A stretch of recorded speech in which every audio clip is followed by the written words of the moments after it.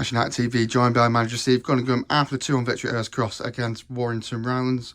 Gaffer, after the disappointment last week, back to winning ways. Yeah, very much so. That result last week has hurt us more, I think, because we've looked at the game back and we looked at the decisions of the referee. Obviously, we spoke to the FA about it, and they've come back with a response that we was hoping they would do, that we was correct, because sometimes we make comments and do interviews and I get suspensions and fines for just basically telling the truth, and I did the same last week and I was right again. You know, you look at it and go, I think we were cruelly denied a result last week for the performance we put in, and people say, oh, move on, but you can't, because we were brilliant last week and we didn't get the reward for the performance, and you're hoping it's not then going to be a bit of a sickener going into the following week with the tail between your legs. But the way we started the game, I thought we were outstanding. We played unbelievable against a really, really good side who have been there all season. I don't think they've been out of the top 5 all season, to be fair, and we're how many games in. So, you know, Renault's done well with Rylands this year. They're up there consistently. They've done well. I'm sure they'll be still up there come the end of the season. I look at the first half and think, I think you said it off camera, you know, Dave at the post, and from that we really kicked into gear. Thought the midfield three at times were a joke, the way they kept the ball and played, and that was a continuation of last week as well.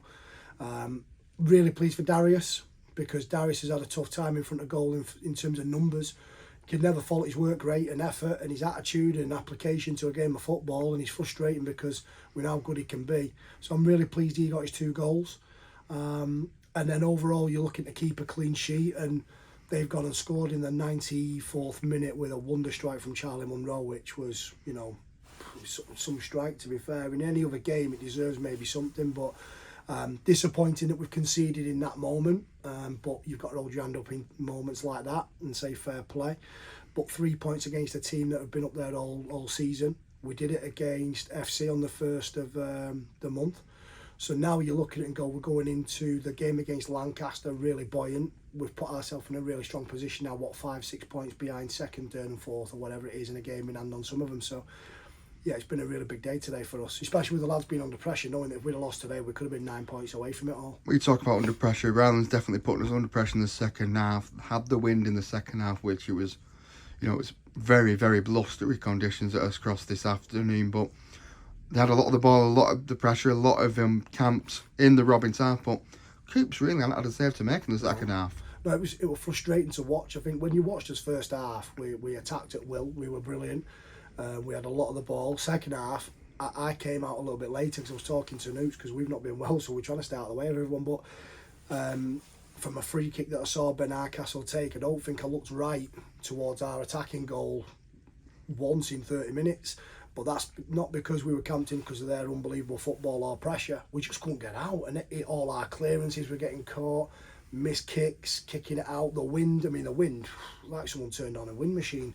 I'm not using that as an excuse, but it just become really scrappy. So for the dominance that they had in their territory, I don't think Coops had a save to make, and I never felt like they were going to score. And you know, and they certainly went for it. Don't get me wrong, they didn't sit in the half time. They've had probably a bit of a rollicking from Renault, because he wouldn't have accepted being 2-0 down and then let them just, you know, peter the game out. They've got a good little following there today. So they came out and made us work for that second half. I think the goal they got was a reward for their second half performance. But I think overall, I thought we were the better team and we deserved the win. And obviously a makeshift back four as well, with the suspension shown. Slambird out, injured, Alburn stepping in at right back, Luke Burt moving across to centre half. But the 4 of them at the back didn't really look troubled. No, I thought we were brilliant. I think if you look at George Waring, he's a big unit. You know, I like George. He's a seasoned non-league pro. I thought he switched on to Berkey and Dillon quite well. He switched on to Berkey for the bigger diag, and then he were pulling into Dill because Dill likes to wrestle, and then they were leaving the channel open when Josh was going pressing with Mike, and they were playing into him and then having the runners. But once we nullified that, I was surprised he took him off. When him and Dean Furman went off, I think that allowed us to get back into the game, because I thought that was a bit of a threat with Waring. And then the other bits we dealt with, because Berkey's got pace, so we can come around. Dillon's not slow. But when you've got someone wrestling everybody, so I think that played into our hands a little bit. But like you say, you look at it, it's makeshift. So we were brilliant last week, and we're having to change it again because of a suspension or whether it's an injury. But you can see the fluidity in the team when we've got the players playing the same week in, week out. We are a good side and a hard team to beat, and I think we're so resolute. We were resolute last week in the second half with 10 men against the team that's sitting top of the league, and then we were as resolute under real pressure. They had a spell of about 20-30 minutes where we just couldn't get out, but we weathered it brilliantly without feeling like we were going to concede. If they'd scored in that sort of 15-20 minute spell of the first 15-minute second half, it could have been a different game, because I think you can't get out in that moment. But we dealt with it, and I think that shows a big characteristic of what we've got, a bit of belief. And then I thought we then grew back into the second half, and then we had opportunities ourselves where we could have done a little bit better. But it's just, it didn't really matter. Sean said it didn't really matter today how we won. We just needed the win because conversations with the chairmans, we're under no real pressure. But what I mean by that is we've set some targets, and we don't want to be 9 and 12 points behind it, because otherwise that's a big ask to try and capture. So we've tried to change the culture a little bit. We've tried to say we've got to play a bit more freedom. Nothing, you've not heard me ranting and raving on the sideline. My husky voice is because I'm not well. None of us were shouting and tearing each other's heads off, because I think sometimes we're too quick to jump on things, but that's because people have got expectation, standards, and frustration not getting the results of what we want, deserve or need. So to see the message that we gave on Thursday executed really well today, I thought they were so together, and if we can just build on that, it's one game at a time at the minute, because we're still a million miles away from the playoffs of where we want to be. We've just got to keep building on that last two performances. And the next building block comes at Lancaster next Saturday. You mentioned it before. Been a hunting ground of mixed emotions over the last few years, has the Giant Axe. Thoughts going into that one? Well, I resigned there last year, didn't I? 2 years ago, that now? 2 years ago. Yeah. Well, I think I've resigned twice. Years. Yeah, it's a tough place to go into. Started like a train. Yeah. Pun intended. Listen, we've done okay when we've gone there, but we've just let ourselves down when we've been in good positions to go and win the game there. We know what they're about. They've got some great players there. It'd be great to see Bobby Bjork, who was one of ours. He's done well there again there this year. They've got some good players, and listen, for a season that everyone tipped Lancaster to going down, because Jimmy, who came in as a manager from the league below from Kendal, he's put a team together that was majority the same, then brought some lads in from the league below, and he's had an unbelievable season. They've done brilliant, and they've been up there all season where people tipped them to be down there. So fair play to them. It's going to be a tough game. We owe them one, because they absolutely slapped us here, and that the lads have just mentioned that in the change room. So it's nice that resonates with the players as well. So one, we want to turn that result around.